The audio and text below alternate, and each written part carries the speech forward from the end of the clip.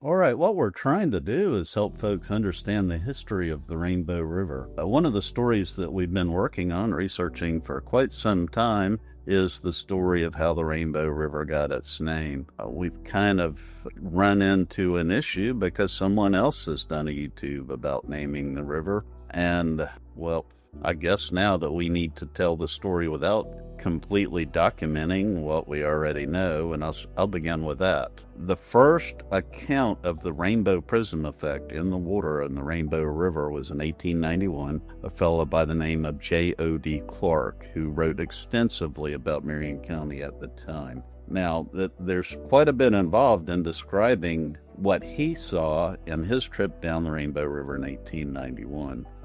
For one thing, at that time, the Rainbow River was not impacted by the Inglis Main Dam that was built in 1907 to around 1909 to create the hydro plant. So the river was very different at that time. But another interesting tidbit that I ran across from the very early days of Rainbow Springs, and this is interesting, the water quality of Rainbow Springs is exceptional by today's standards. What we don't talk about, and I don't think many people know, is actually this water in the springs is now highly polluted with nitrates. The water clarity has gone down dramatically in my lifetime, but a large percentage of the people that come here, almost all of them, are seeing the springs for the first time or have moved here after the year 2000, which is about the time the water quality in Rainbow Springs began to deteriorate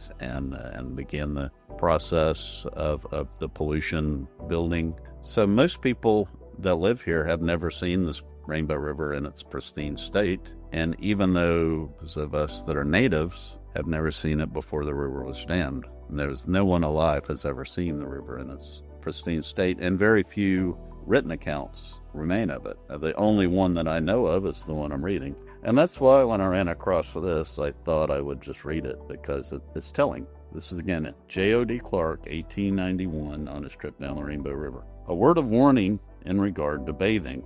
The water is so pure that its specific gravity is low. Hence it is harder to swim in. One may easily dive into a great depth, but it is not easy to reach the surface again, and inexperienced swimmers may readily find themselves in trouble. I do remember this as a kid. It's lost now. Not many folks know it's there. The eelgrass has overtaken the boat now. I know where it's at. Since the state has purchased Rainbow Springs and made it where you can't dive or take boats up there and stuff, the river has recovered in the upper portion of the river. The original Rainbow Queen, the original glass bottom boat from the attraction era, actually designed by Captain Dave Edwards in the 1930s, is still in the river. It lies on the bottom. Captain Dave himself told me of how he scuttled the boat. In the 1960s, when Mr. Bernanke bought the springs, they bought in a new fleet of submarine boats, the stern-wheeler, two-story stern-wheeler boat that they brought in, the Tom Sawyer rafts. They brought in a whole entire new fleet of boats to travel in the springs with the new attraction era of Mr. Bernanke. And whenever they did that, the old Rainbow Queen, the original, was surplus. And so, as a way to give the tourists in the submarine boat something to look at, they scuttled the original Rainbow Queen. It's still there. I doubt that very many folks know where it's at.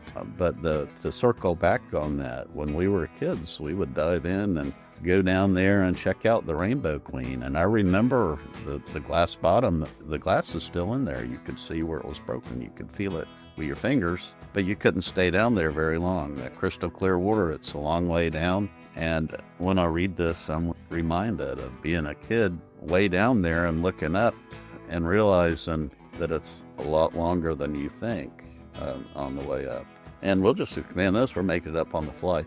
We may delve into this more, the free diving. I'm thinking through as I'm making this up. There is a fella that researches all of the movies created over time that feature the dangerous free diving. He's an acquaintance, I will say. He lives in Australia. He's a finance man. I think he may run a hedge fund. He's from Australia. I've communicated with him over time, but only in the middle of the night.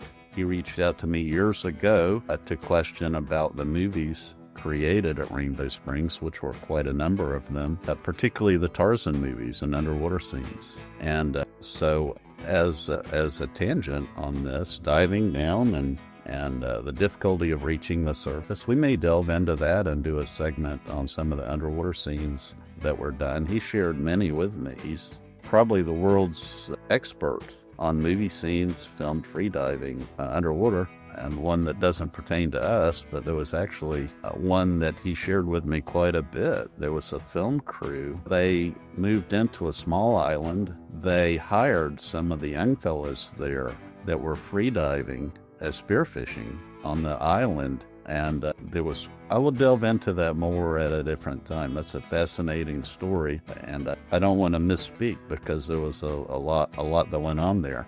But they moved in, they kind of overtook the small island with just the natives, and they did some questionable things to force the natives to free dive underwater to capture the best underwater photography. That's an unknown story, and I bet there's not 24 people in the world that know that. We may circle back around on doing some of the stories about underwater photography in Florida, because we have contact with the expert on that.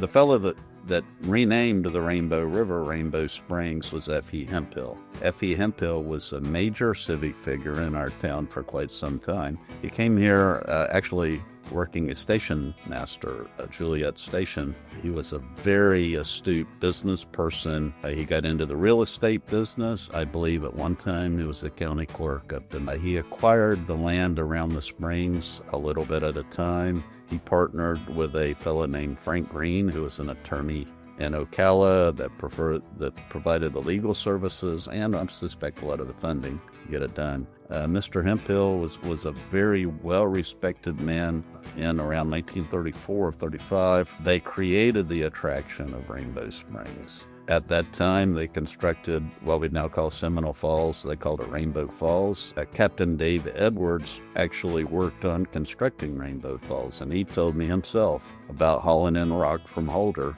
and laying them in with mortar on scaffolding as they built the falls.